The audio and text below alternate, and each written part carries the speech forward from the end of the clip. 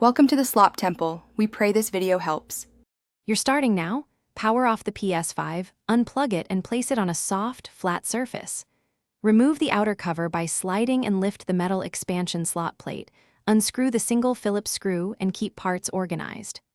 Ground yourself to avoid static discharge. Touch a metal object or wear an anti-static strap, because the M2 slot is sensitive. Prepare the SSD and a low-profile heatsink that meets Sony's size and speed. Insert the SSD at a shallow angle, aligning the notch with the slot. You should feel it seat into the connector. Once seated, press the SSD down flat and secure it with the standoff and retaining screw. Don't over-tighten, just snug. Attach the compatible heatsink over the drive, following its mounting method so thermal contact is solid. After that, replace the metal expansion plate and fasten its screw.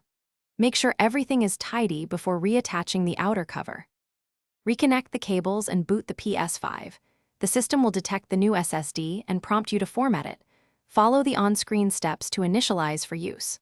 Once formatted, open Storage Management to verify capacity and move or install games to the new drive for faster load times. If the SSD isn't recognized, power down, reseat the drive and screws, confirm heatsink clearance and size compliance with Sony's spec. Then try again. If problems persist, test with another compatible M2 drive. Thanks for watching.